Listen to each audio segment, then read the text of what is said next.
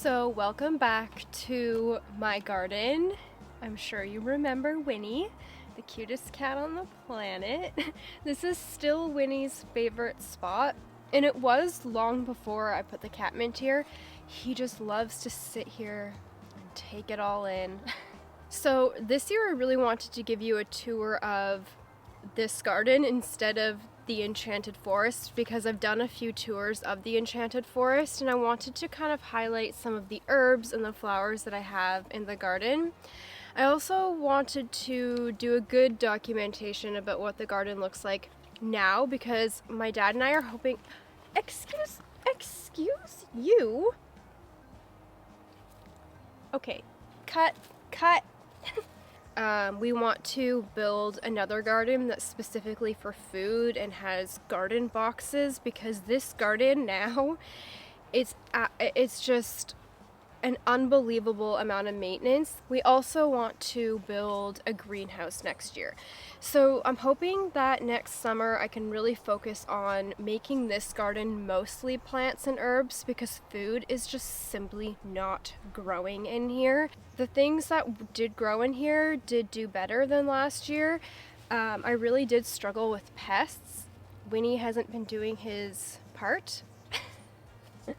But yeah.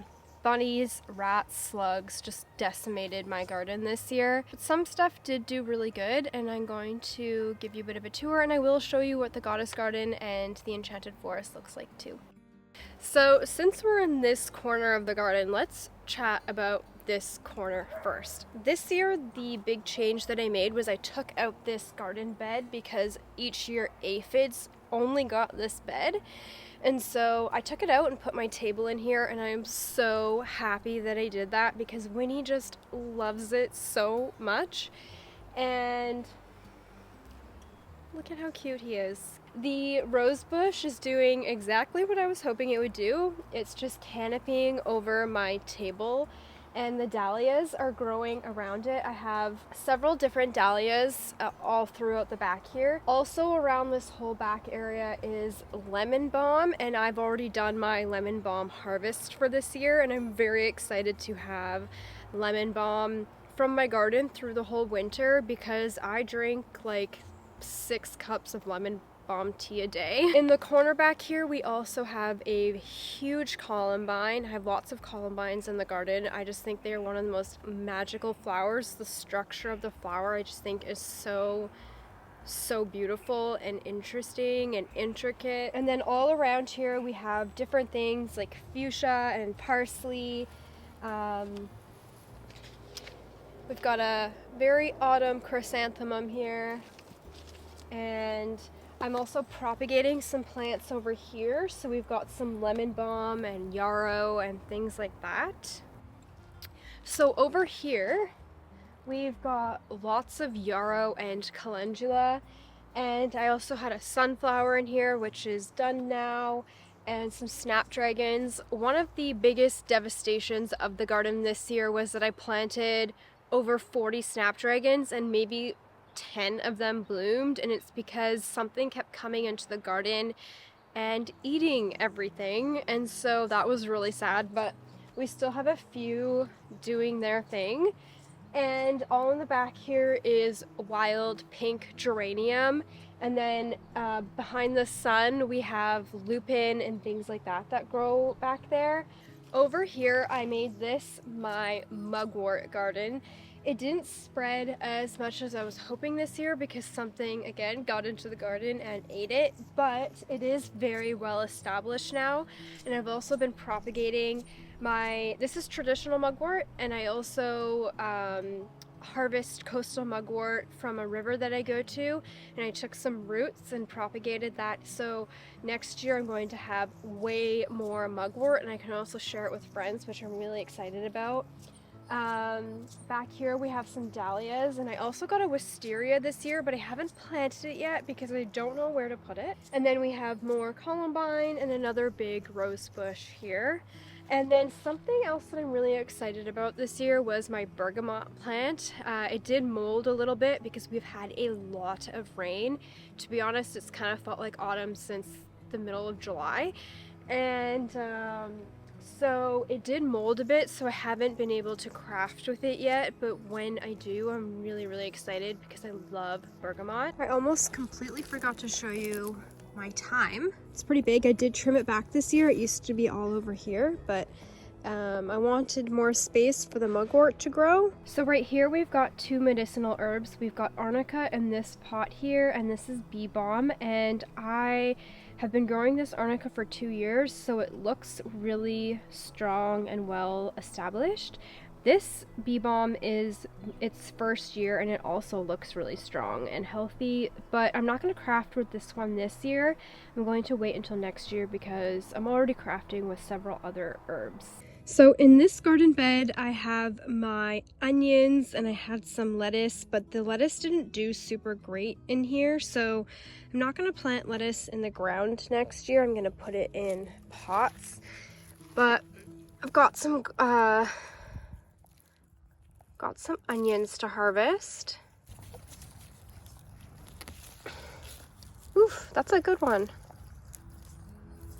So I'm standing in the middle of the garden right now. We have some sage that's doing really beautifully, and I'm really loving this sage. I think it's called autumn sage, and it has a really sweet smell to it. And then I have radishes, although I did wait too long to harvest them, and so they're kind of tough, but it was great to see how easy they are to grow. And then I've got my cauliflower here, and over here I also have my zucchini, my one zucchini that came in, and I have some zucchini over here as well, but they are really not doing anything. So here's a good view of the garden as it is now, heading into the darker months. My beautiful boy. So over here, this is the squash bed. Well, they both were, but only this one grew a zucchini. I did get a fig tree this year, and it's still in its pot. I need to figure out what to do with that. And oh yeah, I have lots of mugwort back here. Look at how big this one is. Over here I have my rose bush, which is doing really well, and I'm getting one more spell of roses, and I'm going to make some rose tincture with them. And then my gladiolas are finally starting to come in. This whole bed actually is gladiolas. So this is where you come into the garden. This is mostly columbines, geraniums, and mint, a lot of mint, and I've been really enjoying making mint tea. And then I have more sage here. This is so pretty. So why don't we go and check out the enchanted forest and the goddess garden.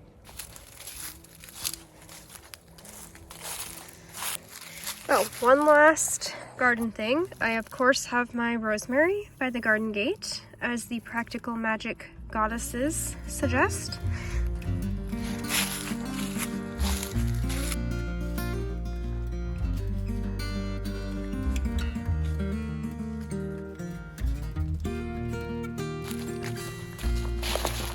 There's some feverfew.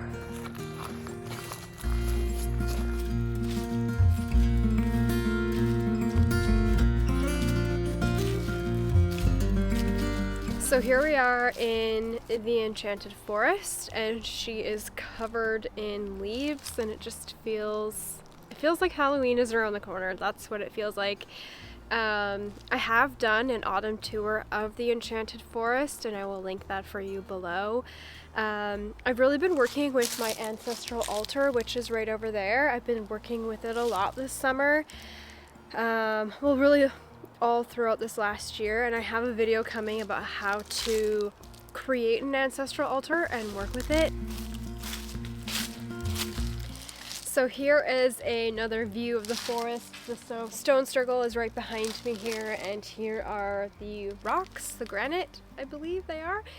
And yeah, so something else has been happening in the forest. There has been a spirit in my forest, and 2 different witches who have come to my red tents have picked up on this, and they have said the exact same things. They never met each other, they were at different gatherings, and they both said the same thing, and I will share that in time. I have a lot to explore, and this story actually goes back to my childhood.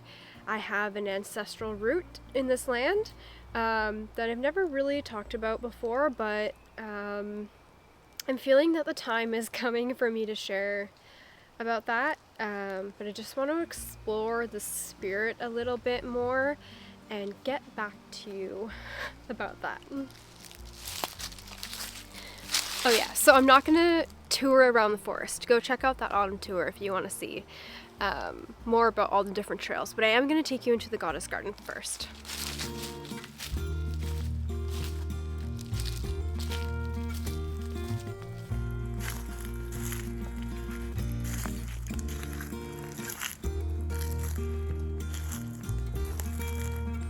So the goddess garden looks beautiful. We've obviously got a pillow down.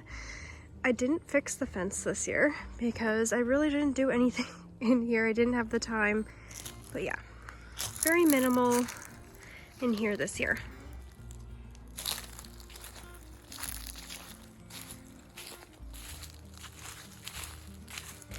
Okay, so let's go back in the garden and do a little bit of a harvest.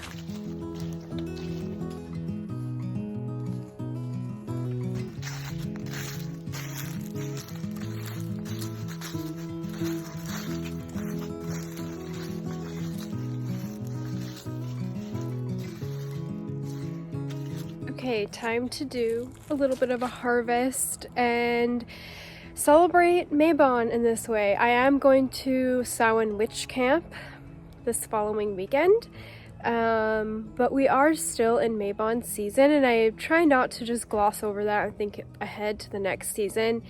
And so I'm really just going to be thinking about that.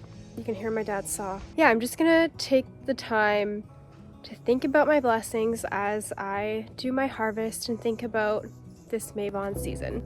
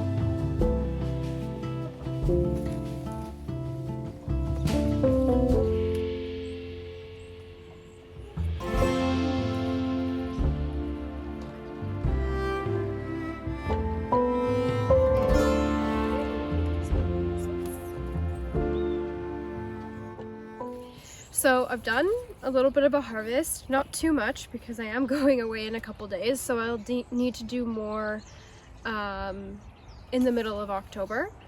Thank you so much for coming on this garden journey with me and for sticking with me through all of my garden trials and tribulations and wins and all of that. One more housekeeping note is that I have launched my Whispering Winds School of Witchcraft, and my courses will start rolling out in the Samhain season. So please go check out my website and those offerings. And my first course will be a year-long companion to the Witch's Wheel. So moving through the 8 pagan Sabbats, we are in Mabon season right now. And I also, of course, have updated my Instagram. It used to be at Soul and Celine, and it is now Whispering Winds Witchcraft. And I would really love if you would go to my Instagram and interact with my posts, because something pretty awful happened. Instagram suspended my Instagram on the day of my launch, and there was no reason. They said that I had violated their guidelines, and when I did get my account back, they were kind of just like, oops, we made a mistake. Now my posts aren't reaching anybody, so I'd really love if you would go check it out. Yeah. Eclipse season has not been gentle. Moving through the eclipse season, a lot of endings are happening. A lot of belief systems that I have about myself and the world are coming up for me to work through and alchemize.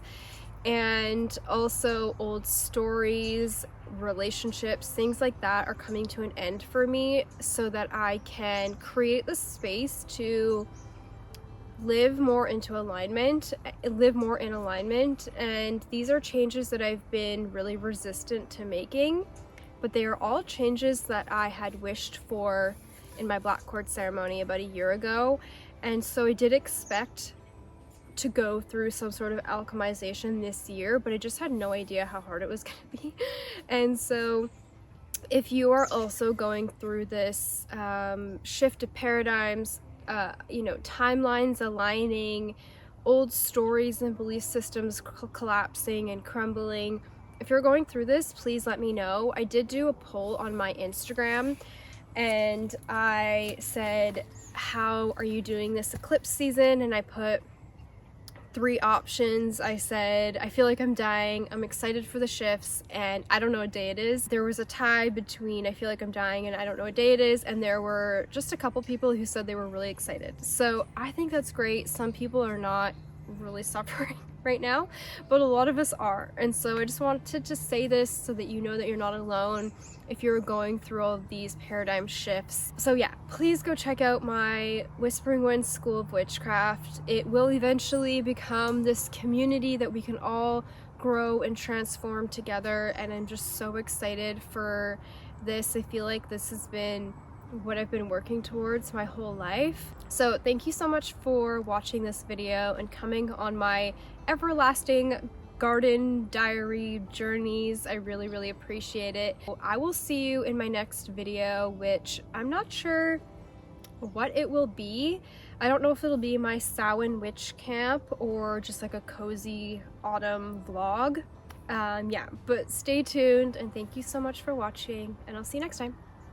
Bye.